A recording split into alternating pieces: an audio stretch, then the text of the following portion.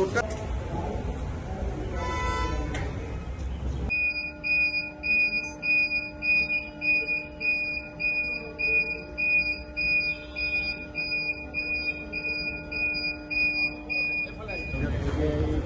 নাম আছুৰ পৰা আহিব লাগিব মানে কামটো কিহৰ কাৰণে কামটো কিহৰ কাৰণে এইটো নিৰ্যাতিত সাহায্য আছুৰ পৰা আহিব লাগিব পৰিবহণ নিগম আৰু ৰাজ্যৰ পৰিবহণ বিভাগে নিৰ্মাণ কৰি ওলোৱা ISBT এটা আমি মুকলি কৰিলোঁ এই ISBTটোৱে উজনি অসমলৈ যোৱা যাত্ৰীসকলৰ যাত্ৰা সুগম কৰি তুলিব ইয়াতে ইলেক্ট্ৰনিক ব্যৱস্থা দিও প্ৰৱৰ্তন কৰা হৈছে বেতকুচি ISBTৰ পৰা গাড়ী আৰম্ভ হ'লেই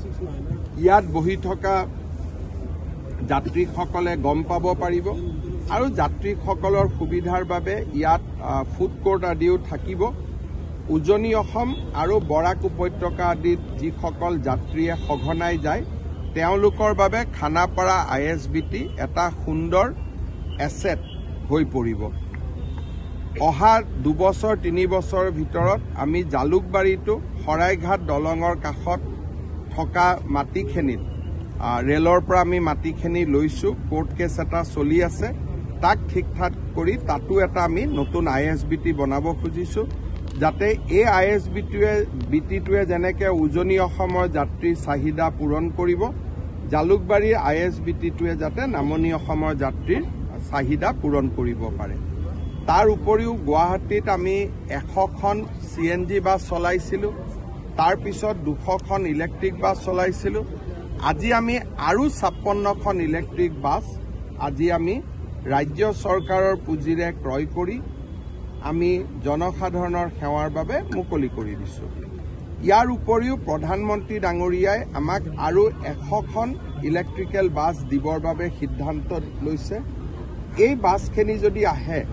তেতিয়ালে অহা বছৰৰ পৰা গুৱাহাটীত আমি ডিজেল চালিত বাছসমূহৰ সেৱা বন্ধ কৰি দিব পাৰিম 100% ইলেক্ট্ৰিক বাছ আমি গুৱাহাটীত চলাব পাৰিম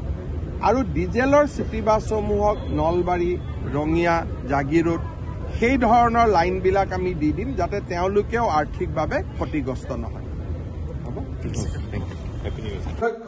পল্লৱ লোচন দাস ডাঙৰীয়া আৰু সকলো বিষয়া কৰ্মচাৰীক অভিনন্দন জনাই মই মোৰ বক্তব্যৰ সামৰণি মাৰিছোঁ ধন্যবাদ জয় হিন্দ বন্দে মাতৰম যেতিয়া পূৰ্ণাংগ ড্ৰাইভিং লাইচেন্স ল'ব লাগে তেতিয়া এবাৰ হলেও আমি DPO অফিচত আহিব লাগে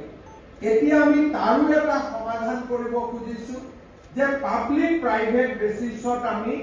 অসমৰ বিভিন্ন জায়গা ফিটনেস সেন্টাৰ আমি মুকলি কৰাৰ কামত আগবাঢ়িছো প্ৰায় 6টা ফিটনেস সেন্টাৰ পৰিবহণ বিভাগে হাতত লৈছে আৰু ফিটনেস বাৰে বাৰে সুধিছিলে যে 56টাকৈ সেৱা আপোনালোকে কন্টেক্টলেস কেনেকৈ কৰিব পাৰিছে আজি আমাৰ পৰিবহণ বিভাগত আমি এনেকুৱালৈকে কাম কৰিছো যে আমি যদি গুৱাহাটী দ্বিতীয়ত কিবা এটা আবেদন কৰিছো গুৱাহাটী দ্বিতীয়ত কাম বহুত আছে কৰ্মচাৰীয়ে কৰিব পৰা নাই কম্পিউটাৰে তাক ৰেন্ডমাইজেশ্যন কৰি ডিমা হাছাও ধন্যবাদ জনাইছো সকলোকে আসন গ্ৰহণ কৰিবলৈ অনুৰোধ জনাইছো এতিয়া অসম ৰাজ্যিক পৰিবহণ নিগমৰ অধ্যক্ষ পল্লৱ লোচন দাস মহোদয়ক আদৰণি ভাষণ প্ৰদান কৰিব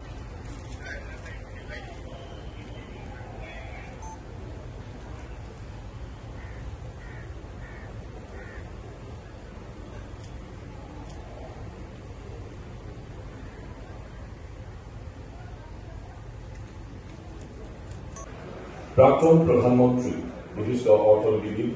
ডক্টৰ মনমোহন সিং ডাঙৰীয়াৰ প্ৰতি শ্ৰদ্ধাঞ্জলি জ্ঞাপন কৰি 1 মিনিট মৌন প্ৰাৰ্থনা কৰিবলৈ সকলোকে আমি অনুৰোধ জনাইছো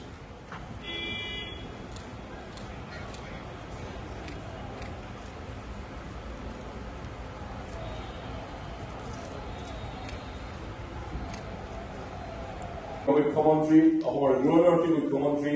যাৰ নেতৃত্বত সকলোৱে আশা প্ৰত্যাশাৰে এটি নতুন বছৰত আমি আগবাঢ়ি যাম তেখেতক আমি আদৰিছো লগতে সন্মানীয় অতিথিসকলক আসন গ্ৰহণ কৰিবলৈ অনুৰোধ জনাইছো মাননীয় প্ৰধানমন্ত্ৰী নৰেন্দ্ৰ মোদী ডাঙৰীয়াই কৈছে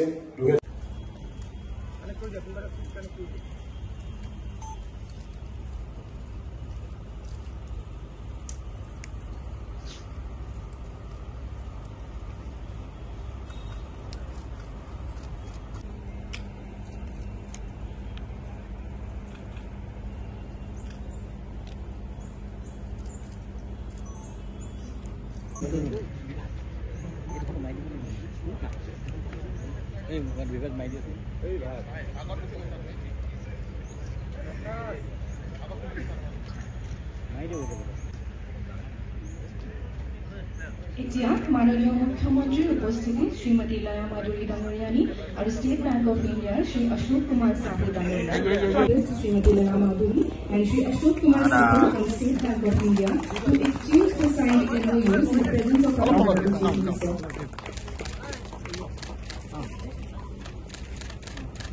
Thank you. I request Shrimati Laya Madhuri and Shri Abhinav Bhatt from Union Bank of India to exchange the signed MOUs in the presence of our Honorable Chief Minister. সকলো সন্মানীয় স্বাক্ষৰকাৰী ধন্যবাদ জনাই সেৱাৰ বাবে মুকলি কৰিবলৈ অনুৰোধ জনালো। ইয়াৰ পাছতে এই প্ৰক্ৰিয়াৰ ওপৰত প্ৰস্তুত কৰা এটা চমু ভিডিঅ' প্ৰদৰ্শন কৰা হ'ব। স্বাগত সতীৰ্থ পৰ্টেল আবেদনকাৰী মেনুৱেল ভিডিঅ'লৈ স্বাগতম। পাৰস্পৰিক বদলি